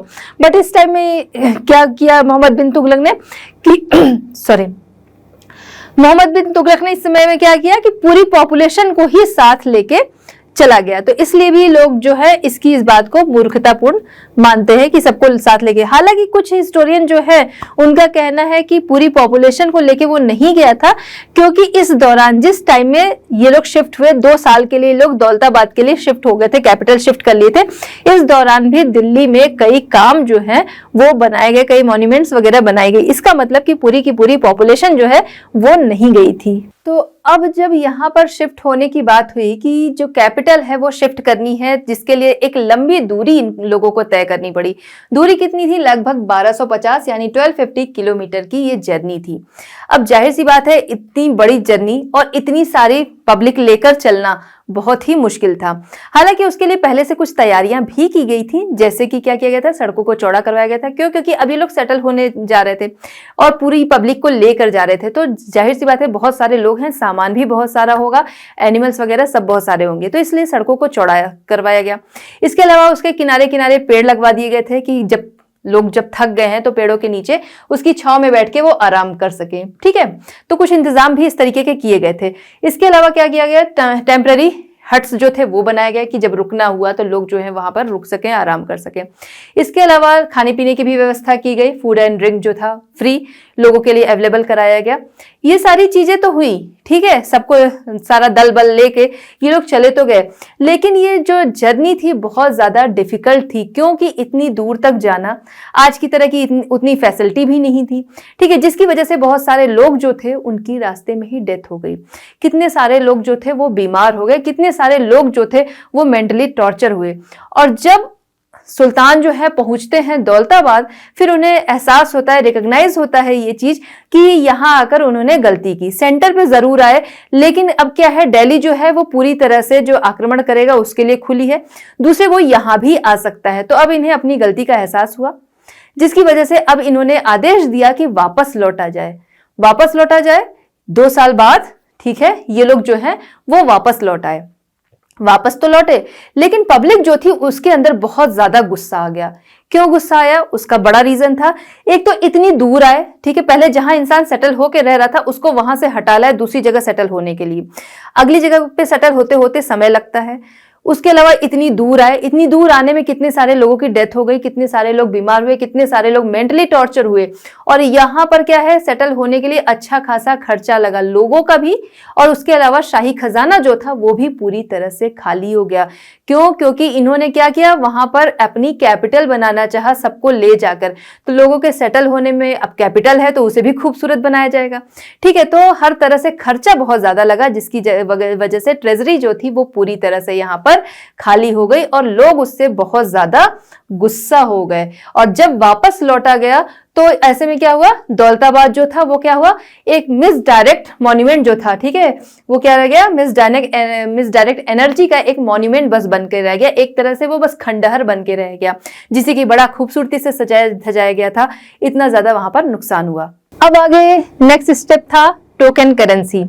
टोकन करेंसी, इसमें देखा जाए तो यहाँ पर सरकारी खजाना जो था वो खाली होता जा रहा था, जिससे निपटने के लिए मोहम्मद बिन तुगलक के द्वारा एक कदम जो था वो और उठाया गया। क्या था, सोने चांदी के सिक्के चलते थे, ठीक है। अब क्या था कि यहाँ पर पैसों की कमी जब होने लगी, ठीक है, खजाना खाली हो गया, तो उसने आदेश दिया, जो एक सस्ती धातु होती है, सस्ता मेटल होता है सोने चांदी से, यानी कि कॉपर। तो उसने कहा कि कॉपर के सिक्के जो हैं वो ढाले जाएं, वो बनाए जाएं, कॉपर के कॉइन्स, और उनकी वैल्यू उतनी ही होगी जितनी की सिल्वर और गोल्ड की होती थी, ठीक है। ऐसा उसने आदेश दिया कि इशू किया जाए भाई कॉपर के कॉइन्स। इशू तो हो गए, ठीक है, लेकिन इसका ये प्लान जो था वो फेल हो गया। क्यों फेल हुआ, अब ये समझते हैं, ठीक है, जिसकी वजह से भी इसका ये बेवकूफी वाला कदम कहा जाता है। ये इसलिए फेल हो गया इसका ये स्टेप, क्योंकि इसने क्या किया कि ढलाई के आदेश दे दिए, कॉपर के सिक्के जो थे वो जगह जगह बनने लगे। अब ऐसे में क्या हुआ कि उसने, लेकिन उसके लिए कोई भी कह सकते हैं कि एक अपनी जो मुहर होती है गवर्नमेंट की, ठीक है, तो जैसे सुल्तान का है तो उसमें एक मुहर होनी चाहिए। जैसे हमारे में देखते हैं भारत सरकार, आरबीआई क्या करता है, अप्रूव करता है ना। तो उसने ऐसा कुछ मोनोपलाइज उसको नहीं किया था, जिसकी वजह से जो सिक्कों की ढलाई हो रही थी, लोग अब अपने घरों में ही सिक्के ढालने लगे। अब ऐसे में क्या हुआ, बहुत सारी मुद्रा जो थी वो मार्केट में आ गई और सोने चांदी के कॉइन्स जो थे वो मार्केट से गायब हो गए।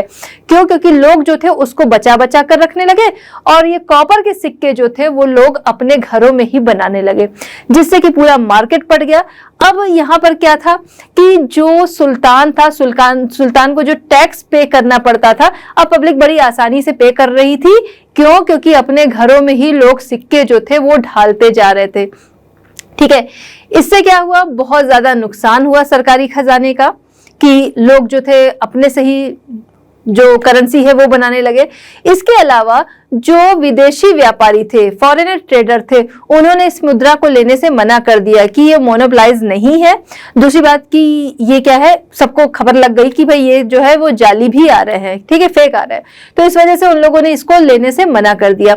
अब मजबूरी में क्या करना पड़ा, मजबूरी में मोहम्मद बिन तुगलक को अपना ये डिसीजन जो था वो वापस लेना पड़ा। मार्केट से सारे कॉपर के सिक्के जो थे वो हटवा लिए गए। अब यहां पर भी क्या हुआ, एक बड़ा धक्का लगा सरकारी खजाने को। क्यों? क्योंकि लोग जो थे चीजों को खरीद रहे थे उन नकली सिक्कों से, कर चुका रहे थे नकली सिक्कों से, क्योंकि यहां तो हो गया कि भाई कर चुका दिया गया राजा के पास, लेकिन वहां पे खजाने में क्या है, नकली सिक्के गए। तो इस वजह से एक और बहुत बड़ा धक्का लगा सरकारी खजाने को, साथ ही साथ इस डायनेस्टी को, या फिर कह सकते हैं इस सुल्तान की शासन को भी। अब आता है नेक्स्ट स्टेप, देखते हैं। नेक्स्ट स्टेप इसका है एक्सपेंशन स्कीम। इसे भी बेवकूफी भरा कहा गया। क्यों? क्योंकि विश्व साम्राज्य स्थापित करना चाहता था वो, तो और भी रूलर जो थे वो चाहते थे। इसने क्या किया, मोहम्मद बिन तुगलक ने वर्ल्ड कॉन्क्वेस्ट का सपना जरूर देखा और उसने कॉन्क्वेर करना चाहा किसको, खुरसान, पर्शिया और ईरान, ठीक है, इनको वो कॉन्कर करना चाहा। जिसके लिए उसने क्या किया कि पूरी आर्मी जो थी वो भी रेडी कर दिए, उनके अस्त्र शस्त्र रेडी कर दिए और एडवांस में 1 साल तक की सैलरी जो थी वो आर्मी को दे दी, ठीक है। इतना कर दिया कि आर्मी रेडी हो गई, उस पर उतना ज्यादा खर्चा हुआ, उनके अस्त्र शस्त्र जो भी हैं उस पर खर्चा किया, वेपन्स वगैरह पे, और उसके अलावा उनको सैलरी भी दे दिया। अब इसके बाद क्या हुआ, इसके बाद उसको लगा कि अरे उतनी दूर जाना है, हिमालय को पार करके जाना है, तो कितने लोग तो पहले ही मर जाएंगे, ठीक है। तो इसलिए उसने क्या किया, अपना ये सपना जो था विश्व विजय का, ये इसने छोड़ दिया। अब क्या हुआ, इतना सारा इंतजाम करने में अच्छा खासा सरकारी खजाना जो था ये यहाँ खाली हो गया, ठीक है। बार बार ये क्या कर रहा था, सरकारी खजाने को खाली करने का काम।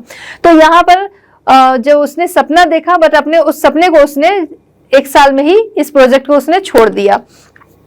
अब इसके बाद क्या हुआ, ट्रेजरी जो गवर्नमेंट ट्रेजरी थी वो तो खाली हो गई। अब इसको लगा लेकिन फिर कि अब सेना तो रेडी है ही, नहीं उधर जाएंगे तो हम लोग क्या करें, चले हिमाचल पे ही कब्जा कर लें। तो इसने अपनी सेना जो थी वो हिमाचल की तरफ भेजी, जहां पर फिर से नुकसान हुआ।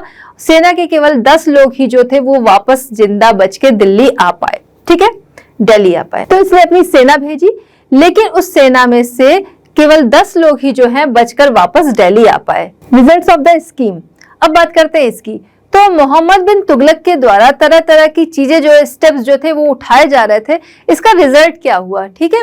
अब इसका रिजल्ट ये हुआ, पहली चीज कि सारी स्कीम तो इनकी फेल हो गई, उसके अलावा इनका सरकारी खजाना जो था वो भी क्या हुआ, पूरी तरह से खाली हो गया सरकारी खजाना, जिसकी वजह से लोग जो थे उनमें बहुत ज्यादा गुस्सा हुआ।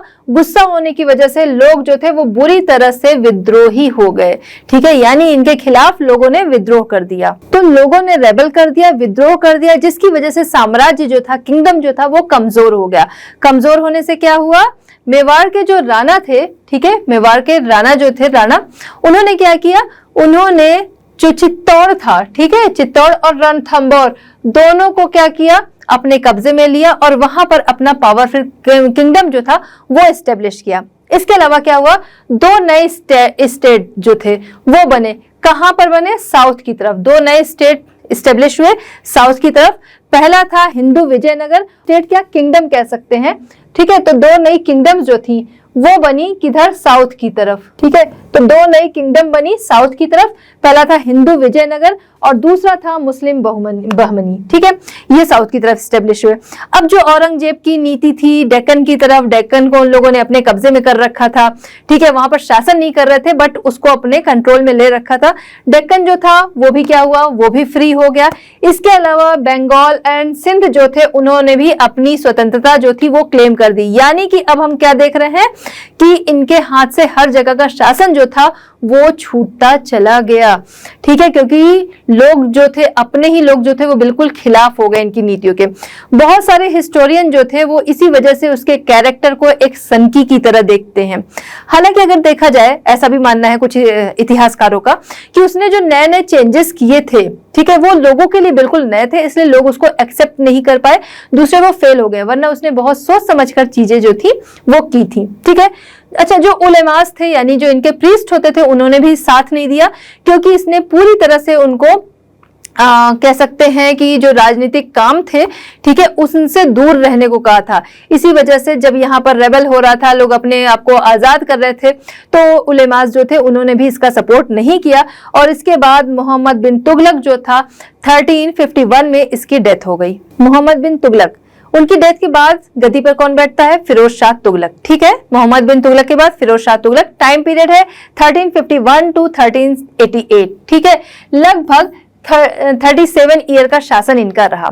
अच्छा, इन्हें नॉमिनेट किसने किया, इन्हें नॉमिनेट करने का काम जो नोबेल्स थे और जो उलेमास थे इन्होंने किया, जिनको कि हम लोगों ने देखा पहले अलाउद्दीन खिलजी और उसके अलावा मोहम्मद बिन तुगलक, ठीक है, अलाउद्दीन खिलजी और मोहम्मद बिन तुगलक, इन दोनों ने क्या किया था, इन लोगों को बिल्कुल दूर रखा था। इन्होंने ही नॉमिनेट किया फिरोज शाह तुगलक को, ठीक है, उनके नॉमिनेशन से ये राजा बनते हैं। फिरोज शाह तुगलक जो थे वो अपने टाइम के बहुत अच्छे रूलर माने जाते हैं। उन्होंने प्रजा के कल्याण के लिए बहुत सारे काम किए। वो एक पीसफुल, मतलब शांति प्रिय, न्याय प्रिय और परोपकारी शासक के रूप में जाने जाते हैं। पब्लिक वेलफेयर के लिए उन्होंने बहुत सारे काम किए। प्रायोरिटी उन्होंने अपने शासनकाल में इसी को दी। इसके अलावा उन्होंने कई नए नए प्रोजेक्ट्स जो थे वो लाए, किसके लिए, जो पब्लिक है उनके वेलफेयर के लिए, जिससे कि उनकी फिजिकल एंड इकोनॉमिकल प्रॉस्पेरिटी जो है वो बढ़ सके। ऐसे ऐसे स्टेप उनकी तरफ से लिए गए या ऐसे ऐसे जो वेलफेयर प्रोग्राम प्रोजेक्ट्स जो थे वो चलाए गए। इकोनॉमिक रिफॉर्म की अगर हम लोग बात करें तो इन्होंने काफी ज्यादा सुधार किए थे। इसमें सबसे पहली चीज की जहां से हम लोगों ने देखा वहां पर कि टैक्स जो था दोआब पे लगा दिया गया था, ठीक है। तो उसको बढ़े हुए टैक्स को इन्होंने, दोआब लैंड की बढ़े हुए टैक्स को इन्होंने रिड्यूस किया, कम किया। इसके अलावा जो सूखा पड़ा था ना, तो उस सूखे के दौरान लोगों को जो लोन दिया गया था उसे इन्होंने कैंसिल कर दिया, यानी कि जो लोन दिया गया था अब वो वापस नहीं लिया जाएगा। तो क्या है, ये सारी चीजों से लोग जो हैं वो खुश भी होंगे, साथ ही साथ ये वाकई उनके वेलफेयर के लिए ये सारे काम हैं। इसके अलावा उन्होंने क्या किया कि बहुत सारे टैक्सेस जो थे जबरदस्ती के लोगों के पे इम्पोज किए जाते थे, उन्हें इन्होंने अबॉलिश कर दिया, हटा दिया, ठीक है। इसके अलावा पुराने जो कैनाल्स वगैरह थे उन्हें रिपेयर कराया, नए कैनाल्स, वेल, ये सारी डैम्स, ये सारी चीजें जो है वो भी बनवाई, ठीक है। इसके अलावा फार्मर्स जो थे उनके कह सकते हैं एग्रीकल्चर के लिए बहुत अच्छे अच्छे काम किए गए कि भाई लोन भी माफ कर दिया, टैक्स भी हटा दिया, और कह सकते हैं कि इरिगेशन की फैसिलिटीज जो थी वो भी बढ़ा दी गई, जिसकी वजह से फार्मर्स जो थे वो काफी खुश हो गए थे, ठीक है। और कुछ नई सिटीज जो थी वो भी इन्होंने बनाई, जैसे कि हिसार फिरोजा जो कि हिसार में यानी हरियाणा में है, और साथ ही साथ जौनपुर जो कि उत्तर प्रदेश में है। ये सिटीज जो थी वो इन्होंने बसाई। पब्लिक यूटिलिटी मेजर्स, ठीक है। तो पब्लिक के अच्छे के लिए या पब्लिक के भले के लिए इन्होंने कई काम किए थे। वो क्या थे, आइए देखते हैं। इन्होंने कई स्कीम्स जो थी वो लॉन्च की, जिससे कि लोगों की जो लाइफ है, लोगों की जो कंडीशन है उसमें सुधार हो सके। क्या क्या था, पहले तो इन्होंने क्या किया, रेस्ट हाउस जो था वो जगह जगह पे बनवाया, जिससे कि कोई अगर कहीं पे जा रहा है, उसे कुछ टाइम के लिए रुकना है तो उन जगहों पे रुक सकता था, ठीक है। रेस्ट हाउस बनवाया, और फ्री हॉस्पिटल्स जो थे वो जगह जगह पे बनाए गए, जिससे कि जो गरीब हैं, जो जरूरतमंद हैं, उनका इलाज वहां पर हो सके। इसके अलावा उन्होंने चैरिटी डिपार्टमेंट भी बनाया था। चैरिटी डिपार्टमेंट किन के लिए था, जैसे जो विडोज हैं, जो नीडी हैं, जो ऑर्फन्स हैं, अनाथ हैं, इन सभी की जरूरतों को पूरा करने के लिए चैरिटी डिपार्टमेंट भी बनाया गया था। इसके अलावा एम्प्लॉयमेंट ब्यूरो भी बनाया गया था। एम्प्लॉयमेंट ब्यूरो जो था वो क्या करता था, जो लोग अनएम्प्लॉयड हैं उन्हें रोजगार देता था, ठीक है, उन्हें एम्प्लॉयमेंट देता था, ठीक है। इसके लिए इन्होंने ये भी बनाया। मतलब ये कि हर एरिया में इन्होंने सोच सोच के अच्छे काम जो थे पब्लिक वेलफेयर के लिए वो किए। इसके अलावा सबसे बड़ी चीज, ये सारी चीजें होने के अलावा भी जो सर्वेंट होते हैं या जो स्लेव्स होते हैं, ठीक है, उनकी केयर के लिए भी अलग से एक डिपार्टमेंट जो था वो इन्होंने बनवाया। जुडिशियल रिफॉर्म्स, देखिए यहाँ पर हर क्षेत्र में इन्होंने काफी सुधार किए, ठीक है। आइए देखते हैं जुडिशियल रिफॉर्म्स, यहाँ पर इन्होंने क्या सुधार किए। यहाँ पर देखा जाए तो उसे बिल्कुल कह सकते हैं मानवता वाला बनाया। पहले क्या था कि लोगों के साथ कह सकते हैं जानवरों से भी बुरा बदतर किया जाता था, बट यहाँ पर लोगों के साथ मानवता का व्यवहार हो, इस तरीके के नियम इन्होंने बनाए। इसके अलावा लोगों को पनिश करने के लिए बहुत बुरे तरीके से लोगों को पनिश किया जाता था, बुरी तरह से मारना, पीटना, जिसे हाथी से कुचलवा देना, ठीक है। इस तरीके की प्रैक्टिसेस जो थी वो पहले से चल रही थी, उसे इन्होंने बंद किया। यहाँ तक कि जो लोग दोषी पाए जाते थे उनको भी इन्होंने क्या किया, हल्की पनिशमेंट ही दी जाती थी, माइल्ड पनिशमेंट की, थोड़ी छोटी मोटी पनिशमेंट से ही उनको पनिश कर दिया जाए। Pattern of architecture and learning, तो ये संरक्षक थे आर्किटेक्चर और लर्निंग के भी, ठीक है। हमने देखा हर फील्ड में इन्होंने काफी काम किए, पब्लिक की जरूरतों के लिए भी तो, और साथ ही साथ अपने किंगडम के लिए भी, ठीक है। तो यहाँ पर भी हम देखेंगे कि इन्होंने इन सबके साथ ही साथ आर्किटेक्चर और लर्निंग, इनमें भी काफी काम किए। आइए देखते हैं। तो हमने देखा इन्होंने हर फील्ड में तो काम किया है, इसके साथ ही आर्किटेक्चर और लर्निंग के भी पैटर्न थे, यानी उनके भी संरक्षक थे, ठीक है। इन्होंने कई बिल्डिंग्स वगैरह जो थी पब्लिक वेलफेयर के लिए बनवाई, हम लोगों ने भी बात की ही थी, ठीक है। पब्लिक यूटिलिटी के लिए बहुत सारी बिल्डिंग्स बनवाई, ठीक। इसके अलावा इन्होंने कई टाउन्स जो थे वो बनवाए, जैसे फिरोजाबाद, हिसार, जौनपुर, फिरोजपुर, ये बनवाया। इसके अलावा पूरी दिल्ली को इन्होंने हरा भरा करवाया। लगभग 1200 गार्डन्स जो थे दिल्ली के अराउंड इन्होंने लगवाए। अब इससे फायदा क्या हुआ, फायदा ये हुआ कि लोगों को जो वहां से गुजर रहा है उनको तो ठंडक मिलेगी ही, ऑक्सीजन के लिए है ही, ठीक है। और एक बड़ी चीज की इन सारे जब इतने ज्यादा गार्डन्स लगे तो इन सब में इतने ज्यादा फ्रूट्स लगते थे, ठीक है, जो कि एक अच्छा खासा सोर्स थे ट्रेजरी को वापस से भरने के लिए, ठीक है। वो हो गया, तो ये गार्डन क्या थे, resource of the state treasury, ठीक। इसके अलावा इन्होंने एजुकेशन एंड लर्निंग को भी प्रमोट किया, जिसके लिए कई स्कूल, कॉलेज वगैरह भी इन्होंने बनवाए। इसके अलावा इन्होंने इनकरेज किया ट्रांसलेट हिंदू रिलीजन टेक्स्ट, जो हिंदू रिलीजन टेक्स्ट बुक्स जो थी, जो संस्कृत में थी, उन्होंने कुछ स्कॉलर्स जो थे वो रखे, उनके द्वारा उन संस्कृत से उन्हें पर्शियन लैंग्वेज में ट्रांसलेट करा है, जिससे कि ज्यादा से ज्यादा लोगों तक नॉलेज जो है वो पहुंच सके, जिनको संस्कृत नहीं आती है, या कह सकते हैं कि इनके अपने उसमें ही कि मुस्लिम्स में ही कि वो लोग जो है कि वो अगर हिंदी नहीं पढ़ पाते, नहीं जानते, तो वो पर्शियन जो उनकी लैंग्वेज है तो उसको वो समझ सकें। अब बात करते हैं फॉरेन पॉलिसी। फॉरेन पॉलिसी देखें तो ये बहुत ज्यादा कह सकते हैं कि मिलिट्री लीडर के तौर पर अगर देखा जाए तो उसमें ये बहुत अच्छे नहीं रहे, वहां पर इनकी थोड़ी सी कमी रही, ठीक है, उस क्वालिटी में। दूसरा ये कि इन्होंने कुछ जो कह सकते हैं प्रोविंसेस जो छूट गई थी उनको दोबारा से पाना नहीं चाहा, और कुछ को अगर पाना भी चाहा तो ये उसमें सफल नहीं रहे। जैसे कि बंगाल को इन्होंने अटेम्प्ट जरूर किया कि इसको वापस से अपने में मिला लिया जाए, इस पे दोबारा से अपना कब्जा किया जाए, बट ये उसमें फेल रहे, ठीक है। इसके अलावा जो प्रोविंसेस पहले इंडिपेंडेंट हो चुकी थी उन्हें दोबारा से पाने में इनका कोई इंटरेस्ट नहीं रहा, या कह सकते हैं उसके लिए उन्होंने बिल्कुल भी कोशिश नहीं की, ठीक है। फिर इनकी डेथ हो जाती है फिरोज शाह तुगलक की, और उसके बाद से एक के बाद एक प्रोविंसेस जो पहले ही काफी आजाद हो चुकी थी, बाकी जो बची भी थी इनके कंट्रोल में, एक के बाद एक करके सभी जो थे अपने आप को इंडिपेंडेंट घोषित करने लगे, डिक्लेयर करने लगे कि अब वो किसी के अंडर में नहीं है, वो इंडिपेंडेंट है। अब इनके कह सकते हैं कि इस डायनेस्टी के कंट्रोल में अब क्या रह गया, अब इनके पास पंजाब एंड दिल्ली के आसपास का कुछ एरिया ही रह गया, बाकी सभी ने अपने आप को इंडिपेंडेंट डिक्लेयर कर दिया। तो फिरोज शाह तुगलक, उनकी डेथ हो गई। अब आगे उनके उत्तराधिकारी बहुत अच्छे नहीं रह गए थे, बहुत काबिल नहीं रह गए थे, ठीक है। इसी समय इन्वेजन ऑफ तैमूर, ठीक है, तैमूर की तरफ से आक्रमण होता है, ठीक, जो हमने बात की ना, समय समय पर मंगोल्स आते रहते थे, तो तैमूर की तरफ से आक्रमण होता है, ठीक। और यहाँ पर फाइनली ये सल्तनत जो थी वो यहाँ से खत्म हो जाती है। कौन सी सल्तनत? तुगलक डायनेस्टी जो थी वो यहाँ से फाइनली खत्म हो जाती, क्योंकि इनके उत्तराधिकारी बहुत अच्छे नहीं थे। आमिर तैमूर जो था वो यहाँ पर आक्रमण करता है, ठीक है, जो कि सेंट्रल एशिया समरकंद से आया था या वहां का रूलर था, ठीक है। उसका आक्रमण होता है। पहले क्या करता है, 98-99 के दौरान वो क्या करता है, इंडिया में एंटर करता है, आक्रमण करता है और जाता है दिल्ली को लूटने। जब वो दिल्ली को लूटने जाता है वहां बहुत ज्यादा उग्र हो जाता है, क्योंकि वहां लूटना है, लोग जो है वो बचाएंगे, ठीक है, वो आया था लूटने के लिए।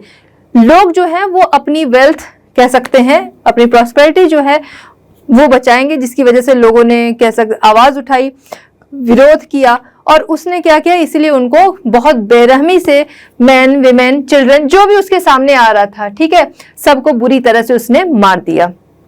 उसका इंटेंशन क्या था? उसका इंटेंशन सिर्फ ये था कि यहाँ आना है, यहाँ से धन जो है वो लूटना है, वेल्थ लेनी है और चले जाना है। मतलब ये कि उसका ऐसा कोई भी इरादा नहीं था कि उसे यहाँ पर आकर शासन करना है, उसे सिर्फ यहाँ पर आना था और यहाँ की वेल्थ जो थी वो लेके चले जाना था। चलिए, तो तुगलक डायनेस्टी का अंत हो गया। तैमूर जो कि यहाँ पर आया था उसने बस यहाँ लूटा, वेल्थ लिया और फिर चला गया। लेकिन जाने से पहले उसने एक काम किया। जाने से पहले उसने यहाँ पर खिज्र खान को अपॉइंट कर दिया एज अ वाइसराय, ठीक है, वाइसराय उसको बना दिया खिज्र खान को। अब खिज्र खान ने क्या किया, जो तुगलक डायनेस्टी, ठीक है, तुगलक डायनेस्टी जो चल रही थी उसका जो अंतिम रूलर था उसे उसने मारा और गद्दी पर खुद बैठ गया, ठीक है। तो यहाँ पर अपॉइंट किया गया खिज्र खान को एज अ वाइसराय, ठीक है। और यहाँ पर तुगलक डायनेस्टी का जो लास्ट रूलर था उसे हटाकर यहाँ पर एस्टेब्लिश होती है कौन सी? सैयद डायनेस्टी, ठीक है। सैयद डायनेस्टी जो है वो एस्टेब्लिश होती है, लगभग 38 ईयर तक ये डायनेस्टी जो है वो रूल करती है। उसके बाद ये रिप्लेस कर दी जाती है अफगान डायनेस्टी के द्वारा। किसके द्वारा? अफगान डायनेस्टी के द्वारा। कब? 1451 में, ठीक है। चलिए, दिल्ली के लिए, ठीक। 38 ईयर तक किसका शासन रहा यहाँ पर? वो रहा आपका खिज्र खान का, ठीक है, यानी सैयद डायनेस्टी, ठीक है, सैयद डायनेस्टी का यहाँ पर रहा शासन। उसके बाद आ जाती है आपकी अफगान डायनेस्टी। अफगान डायनेस्टी जिसे कि लोधी डायनेस्टी के नाम से भी जाना जाता है और जिसका शासनकाल था 1451 टू 1526, ठीक है, 1451 टू 1526 सीई, ठीक है। ये किसके द्वारा कह सकते हैं, या इसका फाउंडर जो लोधी डायनेस्टी या अफगान डायनेस्टी थी, इसका फाउंडर कौन था? इसका फाउंडर था बहलोल लोधी, ठीक है। कौन था? बहलोल लोधी। अब लोधी डायनेस्टी तो आ गई, बट इसका अगर देखा जाए कंट्रोल तो बहुत ज्यादा पोर्शन में इसका कंट्रोल नहीं था। इसका कंट्रोल सिर्फ पंजाब और दोआब एरिया जो था वहीं तक था। ठीक है, सिकंदर लोधी जो था वो इस डायनेस्टी का सबसे कह सकते हैं फेमस रूलर था, या फिर सबसे ज्यादा पावरफुल रूलर जो था वो था सिकंदर लोधी। ठीक है, सबसे ज्यादा ग्रेट रूलर जो था वो था लोधी डायनेस्टी का सिकंदर लोधी। इब्राहिम लोधी फिर बाद में शासक बनता है। इब्राहिम लोधी इस लोधी डायनेस्टी का लास्ट रूलर था, और जो कि बहुत ही क्रूअल था, उसे कोई भी पसंद नहीं करता था। ठीक है, सबके साथ बहुत बुरा बर्ताव करता था, कोई भी इब्राहिम लोधी को पसंद नहीं करता था। ठीक है, इसके बाद 1526 में तैमूर का ही डिसेंडेंट आता है जिसका नाम होता है बाबर। अब यहां से एंट्री हो जाती है बाबर की। ठीक है, एंट्री हुई किसकी? बाबर की एंट्री हुई, और यहां पर लोधी डायनेस्टी जो थी उसका यहां पर अंत हो जाता है। पानीपत का फर्स्ट युद्ध, ठीक है, या कि फिर कह सकते हैं बैटल ऑफ पानीपत 1526 में स्टार्ट होता है, और इब्राहिम लोधी को यहां पर बाबर के द्वारा मार दिया जाता है। ठीक है, तो ये बहुत ही इंपॉर्टेंट है। 1526 पानीपत, बैटल ऑफ पानीपत, जो कि किसके बीच में हुआ था? इब्राहिम लोधी और बाबर के बीच में हुआ था। जीता कौन था इसमें? जीते थे बाबर, इसमें जीते थे। ठीक है, यहां तक क्लियर है। ठीक है, फर्स्ट बैटल ऑफ पानीपत। ठीक, यहां से इंडियन हिस्ट्री जो है वो बिल्कुल से चेंज हो जाती है, ये उसका टर्निंग पॉइंट होता है। और यहां से क्या होता है? मुगल रूल जो है उसकी स्थापना होती है, मुगल रूल जो है वो स्टार्ट होता है, दिल्ली सल्तनत का यहां पर अंत होता है। ठीक है, तो ये बहुत ही इंपॉर्टेंट है यहां से कि यहाँ पर दिल्ली सल्तनत जो है वो आके खत्म हो जाती है। कितने सारे रूलर्स जो हैं, कितनी सारी डायनेस्टी जो हैं वो आती गई, और यहाँ पर वो उसका अंत हो गया, और आता है मुगल रूल किसके द्वारा? बाबर, जिसका फाउंडर था बाबर 1526, जो कि डिसेंडेंट था किसका? तैमूर का। ये चीजें बिल्कुल क्लियर रखिएगा। चलिए अब देखते हैं कंपैरेटिव स्टडी किसकी? खिलजी और मोहम्मद बिन तुगलक। ठीक है, अलाउद्दीन खिलजी और मोहम्मद बिन तुगलक। तो कंपैरेटिव स्टडी किसकी? खिलजीज एंड तुगलक्स में देखा जाए तो अलाउद्दीन खिलजी की सबसे पहले हम लोग बात करेंगे। तो अलाउद्दीन खिलजी ने क्या किया था? जो भी नीतियां, जो पॉलिसी जो थी वो अपनाई थी, वो उसकी बहुत ही एग्रेसिव थी, साथ ही साथ प्रूडेंट थी, समझदार थी, फॉरेन पॉलिसी थी, जो कि कह सकते हैं कि वास्तविकता से या फिर सक्सेसफुल से वो काफी करीब का उसका रिश्ता था। ठीक है, देखा जाए तो जो अलाउद्दीन खिलजी था, ठीक है, अलाउद्दीन खिलजी इंडिया में अपने एम्पायर को बढ़ाने वाला पहला दिल्ली सल्तनत का सुल्तान था। ठीक है, पहला दिल्ली सुल्तान था जिसने कि क्या किया था? अपनी सीमाओं को बढ़ाया था। ठीक, इन्होंने क्या किया कि जो अपनी सीमाएं जो थी, बाउंड्रीज जो थी, उसे एक्सटेंड करने के लिए अगर सोचा तो पहले ये था कि पहले इंडिया में ही अपनी बाउंड्रीज जो है वो बढ़ाई जाए। तो उसको बढ़ाने के लिए देखा आपने, हम लोगों ने डिस्कस भी किया था पहले कि उसने क्या किया, जब साउथ की तरफ अपनी सेनाएं भेजी, उसको जीत भी लिया, बट उसे अपने हाथों में नहीं लिया। क्यों नहीं लिया? क्योंकि उतना पूरा साम्राज्य जो है वो संभालना मुश्किल है, इसीलिए उनके ऊपर एक कह सकते हैं कि रेवेन्यू के लिए बोल दिया वहाँ के जो रूलर थे कि वहाँ पर से एक रेवेन्यू जो है वो फिक्स अमाउंट में आना चाहिए। ठीक है, तो वो उसको बराबर वहाँ से मिलता रहेगा। पहले गया वहाँ पर, जब आक्रमण किया है तो वहाँ पर उनको लूटा, और उसके बाद एक फिक्स अमाउंट जो है वो वहाँ से बन के आने लगा। ठीक है, उसकी पॉलिसी इस तरीके की थी, उसने बाउंड्रीज को अपने बढ़ाया। वहीं दूसरी तरफ मोहम्मद बिन तुगलक को देखें तो उनकी देखा जाए तो पहले तो वर्ल्ड जो था पूरा वो जीतना चाहते थे। ठीक है, उनकी ये पॉलिसी जो थी पूरा वर्ल्ड जीतने की, वो क्या थी? अनरियलिस्टिक गोल्स थे। ठीक है, ये अनरियलिस्टिक गोल थे। उन्होंने अपनी सेनाएं भी देखी तैयार की, तैयार करने के बाद सेनाओं को उन्होंने बाहर भी भेजना चाहा कि हमको क्या करना है? विश्व विजय करनी है, वर्ल्ड एम्पायर अपना जो है वो एक्सटेंड करना है। ठीक है, वर्ल्ड एम्पायर चाहिए। तो उसके लिए जब उन्होंने सेनाएं अपनी रेडी भी की, फिर उन्हें भेजना भी था, 1 ईयर एडवांस उनको सैलरी भी दे दी गई, लेकिन बाद में उन्हें लगा नहीं, जाना मुश्किल है, पहले तो हिमालय जो है उसे ही पार करना मुश्किल है। ठीक है, हिमालय को पार करना ही मुश्किल है। तो क्या हुआ? तो यहां से फिर उन्होंने अपनी सेनाएं जो थी वो जिस चीज के लिए तैयार की वो वापस बुला ली। ठीक है, तो यहां में क्या दिखता है कि उनकी जो नीतियां थी वो अनसक्सेसफुल थी, और इसी वजह से मोहम्मद बिन तुगलक जो था अलाउद्दीन खिलजी के समय में, जो उसने अपनी बाउंड्रीज जो बढ़ाई थी, वो बाद में हम देखते हैं डायनेस्टीज जो हैं, ठीक है, टूटने का कारण बनता है मोहम्मद बिन तुगलक की पॉलिसीज। चलिए आगे देखते हैं। तो अलाउद्दीन खिलजी ने क्या किया था कि अपनी पावर को बढ़ाने के लिए, अपनी आर्मी को बढ़ाने के लिए, फर्स्ट था जिसने कि स्टैंडिंग आर्मी जो थी उसका निर्माण किया, ठीक है। फर्स्ट था कौन? अलाउद्दीन खिलजी। इसके अलावा उसने अपनी सेना में सुधार करने के लिए क्या किया कि जो पुराने सैनिक थे उन्हें हटाया। पहली चीज की उन्हें ज्यादा से ज्यादा डिसिप्लिन में बना रखा। उसके अलावा स्किल्ड जो सेना थे, सैनिक थे, उन्हें ही भर्ती किया, ठीक है, उन्हें अपॉइंट किया। और उसके अलावा क्या था कि वो स्ट्रांग रहे, इस तरीके के काम किया। अपनी आर्मी को और ज्यादा मजबूत करने के लिए खिलजी ने क्या किया कि जो पुराने सैनिक थे या बहुत ज्यादा काम के नहीं थे उन्हें उसने हटाया और नए सैनिक जो थे, नए आर्मी जो थी उसे अपॉइंट किया। इसके अलावा नोबेल्स, समय समय पर उनकी तरफ से विद्रोह होता रहता था, ठीक है। तो उनके विद्रोहों को दबाने के लिए इसने क्या किया, नोबेल्स के विद्रोह को दबाने के लिए, कि आपको याद होगा हम लोगों ने डिस्कस किया था कि उसने क्या किया कि वो आपस में, जो नोबेल्स हैं, आपस में वैवाहिक संबंध अपने नहीं रख सकते हैं, यानी कि एक दूसरे के यहाँ वो शादी नहीं कर सकते हैं बिना परमिशन के, बिना सुल्तान की परमिशन के वो लोग नहीं कर सकते उसके ऐसा। उसके अलावा वो कहीं मीटिंग नहीं कर सकते, एक दूसरे से मिलकर बात नहीं कर सकते बिना सुल्तान की परमिशन के। इस तरीके से उसने नोबेल की पूरी पावर जो थी उसे सप्रेस कर दिया। अब तुगलक डायनेस्टी में अगर हम देखते हैं तो मोहम्मद बिन तुगलक के बाद फिरोज शाह तुगलक आते हैं।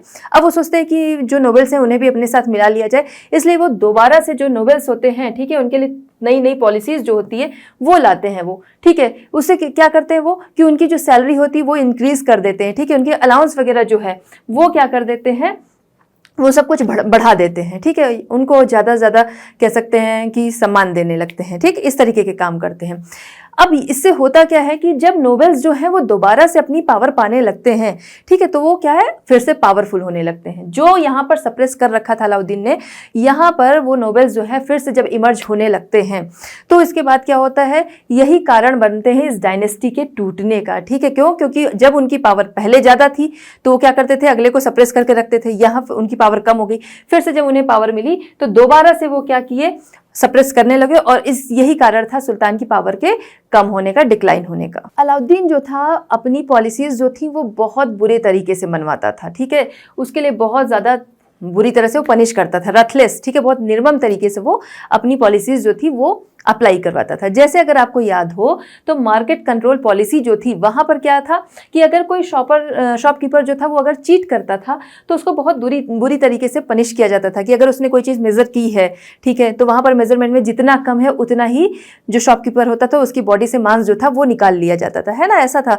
तो ये चीज़ क्या था, वो बड़ी बुरी तरीके से पनिश जो था वो दिया करता था।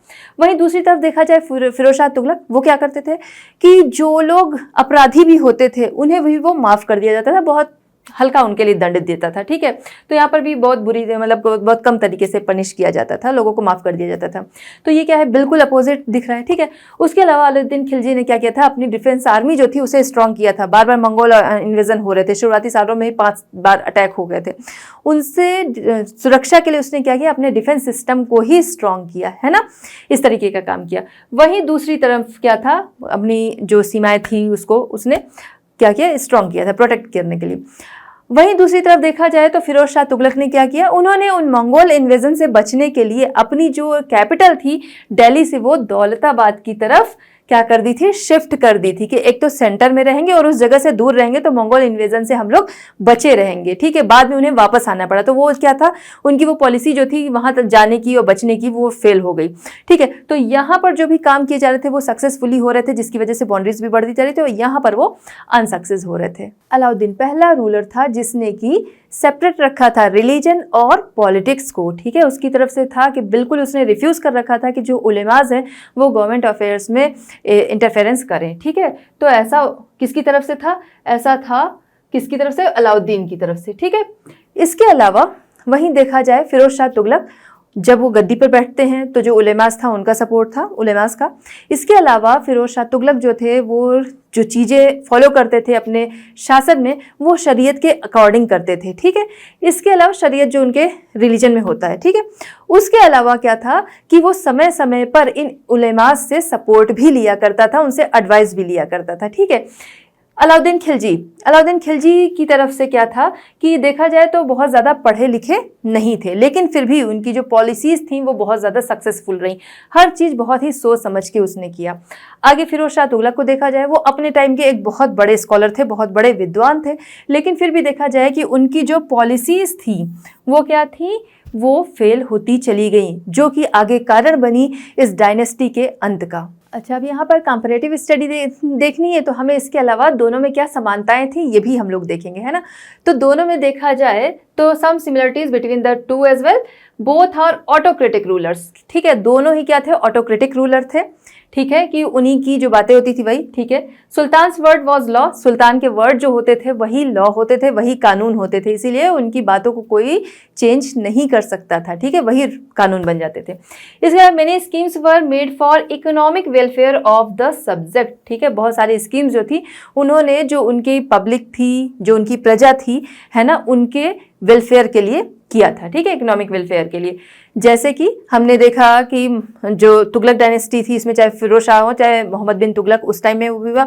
अलाउद्दीन खिलजी के भी टाइम में ऐसा ही हुआ कि उन्होंने क्या किया, पब्लिक वेलफेयर के लिए काम किया। जैसे कि अगर जो था कि प्राइस जो थे वो बढ़ते जा रहे थे, ठीक है, रेवेन्यू बढ़ता जा रहा था, वो चीज़ कहाँ से कंट्रोल होगी, तो उसके लिए उन्होंने मार्केट पॉलिसी कंट्रोल लाया कि महंगाई जो है उसे कंट्रोल करेंगे तो ये चीज़ें चल सकेंगी। ठीक है, he was a pattern of art architecture, दोनों ही क्या थे, दे वॉज। ठीक है, तो दोनों ही क्या थे, आर्ट और आर्किटेक्चर दोनों के पैटर्न थे, दोनों के संरक्षक थे। ठीक है, जो ऐसे स्कॉलर्स थे उन्हें इनके कोर्ट में पूरी कह सकते हैं तवज्जो दी जाती थी। Both are ambitious and dreamed of establishing a world empire. चाहे हम लोग अलाउद्दीन खिलजी को देखें चाहे मोहम्मद बिन तुगलक को, ठीक है, दोनों डायनेस्टी से अगर हम देखते हैं तो दोनों ही वर्ल्ड एम्पायर का सपना रखते थे कि दुनिया जो है उस पर अपना साम्राज्य हो। तो ये इनके बीच सिमिलरिटीज थी। यहाँ पर हमारा ये वीडियो कंप्लीट होता है। मिलते हैं next chapter at Learno Hub. Learno Hub free है पर बेस्ट है। Thanks for watching.